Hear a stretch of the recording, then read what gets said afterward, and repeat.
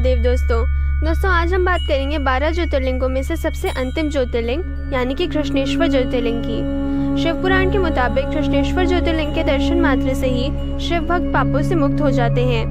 कृष्णेश्वर मंदिर की प्राचीन इमारत मुगल और मराठा राजाओं की लड़ाई में कई बार नष्ट हुई थी और कई बार इसे फिर से बनाया गया था।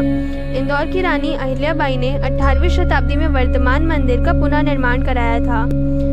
दोस्तों, पौराणिक कथा के मुताबिक पुराने समय में इस क्षेत्र में एक ब्राह्मण सुधर्मा और उसकी पत्नी सुदेहा रहा करते थे। इनकी कोई संतान नहीं थी, इसलिए सुदेहा ने अपनी छोटी बहन घुष्मा का विवाह अपने पति सुधर्मा से करवा दिया।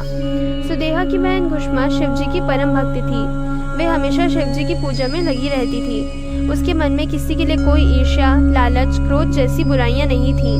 विवाह के बाद घुष्मा और सुदेहा के यहाँ पुत्र का जन्म हुआ।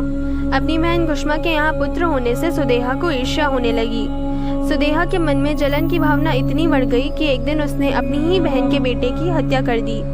दोस्तों, हत्या के बाद बालक का शव एक कुंड में डाल दिया।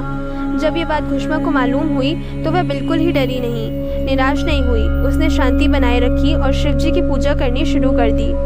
घुष्मा की भक्ति से शिवजी प्रसन्न हो गए। तब शिवजी घुष्मा के सामने प्रकट हुए और उसके पुत्र को जीवन दान दे दिया। घुष्मा का पुत्र लौट आया। दोस्तों, घुष्मा ने शिवजी से प्रार्थना की थी कि अब से वे यहीं विराजमान रहें ताकि यहाँ भक्तों को उनके दर्शन का लाभ मिल सके। भक्त की इच्छा पूरी करने के लिए शिवजी यहाँ ज्योति रूप में विराजित हो गए। घुष्मा के नाम से ही इस ज्योतिर्लिंग का नाम घुष्मेश्वर पड़ा है। भक्त कृष्णेश्वर महादेव के साथ ही इस सरोवर के दर्शन करने भी आते हैं। यहाँ एक लक्ष्य विनायक नाम का प्राचीन गणेश मंदिर भी है। ये मंदिर 21 गणेश पीठों में से एक माना जाता है।